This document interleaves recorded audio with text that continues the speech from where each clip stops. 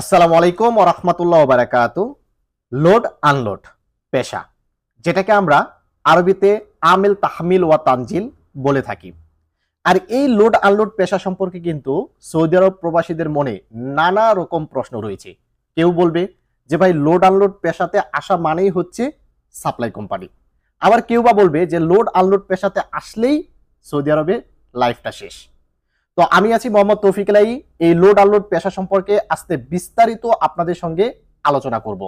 আপনাদের মনে যে এই লোড আনলোড পেশা সম্পর্কে বিশেষ কিছু ভুল ধারণা রয়েছে এ সম্পর্কে তথ্য দিব, এবং লোড আনলোড পেশা কোনগুলো সাপ্লাই আর কোনগুলো সাপ্লাই না এটা নিয়ে বিস্তারিত সুন্দরভাবে বোঝানোর চেষ্টা করব। যারা আমার ফেসবুক পেজ থেকে ভিডিওটি দেখতেছেন দয়া করে ফেসবুক পেজটিকে ফলো দিয়ে রাখবেন, এবং আমার ইউটিউব চ্যানেলটি এখনো যারা সাবস্ক্রাইব করেননি দয়া করে সাবস্ক্রাইব করে রাখবেন। দেখেন, ভিডিওর শুরুতে আপনাদেরকে একটা কথা বলি যে আমরা যে সাপ্লাই কোম্পানি বলি, দেখেন আমরা বলতাছি কিন্তু সাপ্লাই কোম্পানি, আমরা বলতাছি কোম্পানি সাপ্লাই, আমরা কিন্তু কখনো বলি না যে পেশা সাপ্লাই। আপনার পেশাটা দিয়ে কখনোই আপনি সাপ্লাই নাকি অরিজিনাল এটা কিন্তু আপনি বিচার করতে পারবেন না। কোম্পানি যদি সাপ্লাই হয় তাহলে সেটা সাপ্লাই কোম্পানি, কোম্পানি যদি অরিজিনাল হয় তাহলে সেটা হচ্ছে অরিজিনাল কোম্পানি। একটু ভালো করে বুঝিয়ে আপনাদেরকে বলতেছি। যেমন ধরেন একটা সৌদির একটা মুআসাসা আছে যেখানে 4টা ভিসা তুলেছে, সে 4টা ভিসা যে সেল করেছে তাদের সাথে কন্ট্রাক্ট করেছে যে এই 4 জন কর্মী আসার পর যে কোনো জায়গায় কাজ করবে, আমাকে বছরে বছরে ফায়দা দিবে। ভিসা তোলার সময় সে পেশা দিল লোড আনলোড পেশা বা আমেল তাহমিল ওয়া তানজিল। এখন এই লোকগুলো সৌদি আরবে আসার পর যার যার মতো যেখানে খুশি সেখানে কাজ করতেছে।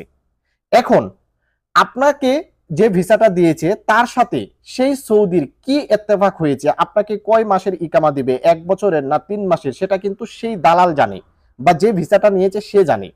ওকে, এখন এই লোড আনলোড পেশাতে আসার পর 3 মাসের ইকামাও করা যায়, আবার এই লোড আনলোড পেশাতে আসার পর 1 বছরের ইকামাও করা যায়। এখন আপনি বাইরে কাজ করবেন না কফিলের কাজ করবেন, আপনি কোম্পানিতে কাজ করবেন না কোথায় কাজ করতেছেন, এটা কিন্তু যে ভিসাটা সেল করেছে সে জানে। এখন যে সৌদির নামে আপনি এসেছেন বাইরে কাজ করতেছেন, আপনাকে ধরেন 15 মাসের ইকামা করে দিল, এখন তাহলে কি এই লোড আনলোড পেশাটা কি সাপ্লাই হলো? হলো না।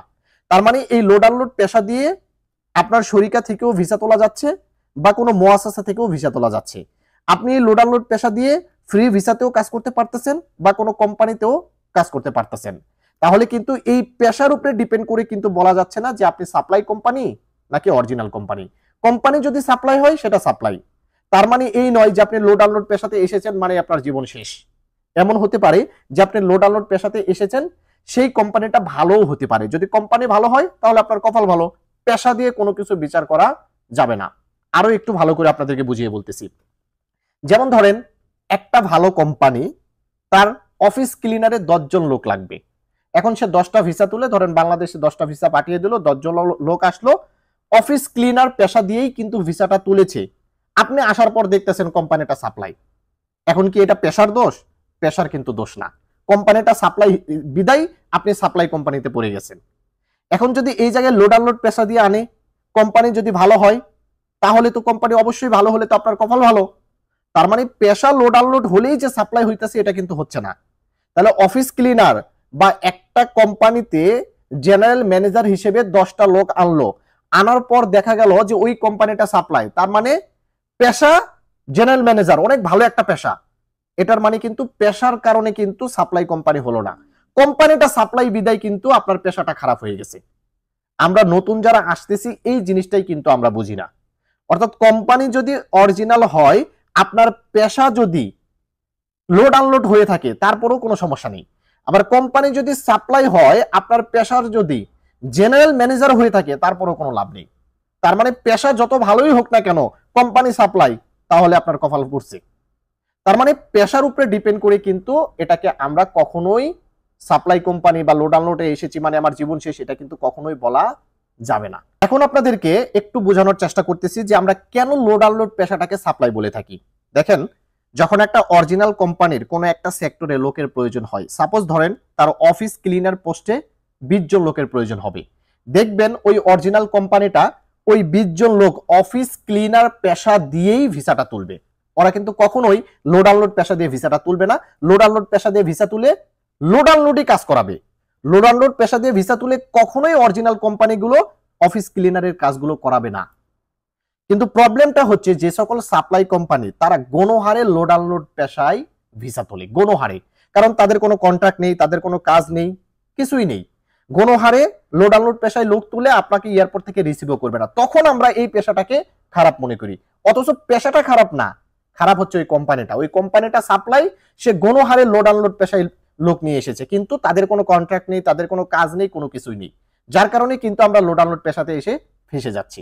কিন্তু অরিজিনাল কোম্পানি হলে কি হতো, ধরেন একটা কোম্পানিতে 10 জন লোক লাগবে, মদির মানে জেনারেল ম্যানেজার, দেখবেন জেনারেল ম্যানেজার পোস্ট দিয়েই ভিসাটা তুলবে। 10 জন অফিস ক্লিনার লাগবে, দেখবেন 10 জন অফিস ক্লিনার পেশা দিয়েই লোক তুলবে। 10 জন সেলসম্যান লাগবে, দেখবেন 10 জন সেলসম্যান পেশা দিয়েই লোক নিয়ে আসবে। তারা কিন্তু লোড আনলোড পেশা দিয়ে লোক এনে তারা কিন্তু সেলসম্যানে কাজ করাবে না। এটাই হচ্ছে অরিজিনাল কোম্পানি এবং সাপ্লাই কোম্পানির ভিতরে কিন্তু ব্যবধান। যখন আপনি বুঝবেন যে আপনি একটা কোম্পানি ভিসাতে আসতেছেন, কিন্তু গণহারে আপনারা যে গ্রুপের ভিসাগুলো নিয়ে আসতেছেন সেই গ্রুপে গণহারে লোড আনলোড পেশা, আমিল তাহমিল ওয়া তানজিল, তখন বুঝবেন ওই কোম্পানিটা খারাপ, আপনার পেশাটা না। পেশা ঠিকই আছে, কিন্তু ওই কোম্পানি খারাপ থাকার কারণে আপনি সাপ্লাই কোম্পানিতে পড়ে গেছেন। আশা করি আপনারা বুঝতে পেরেছেন। যদি কোনো কিছু না বুঝতে পারেন ভিডিওতে কমেন্টস করবেন অথবা আমার নাম্বারে সরাসরি ফোন করবেন, আপনাদেরকে বিস্তারিত এই বিষয়ে বোঝানোর চেষ্টা করব। আশা করি বন্ধুরা বুঝতে পেরেছেন। ধন্যবাদ সকলকে এতক্ষণ ধরে ভিডিওটি দেখার জন্য। অবশ্যই ভিডিওটিকে শেয়ার করে দিবেন সৌদি আরব প্রবাসী ভাইদের উপকারের জন্য। ভালো থাকবেন, সুস্থ থাকবেন। আসসালামু আলাইকুম।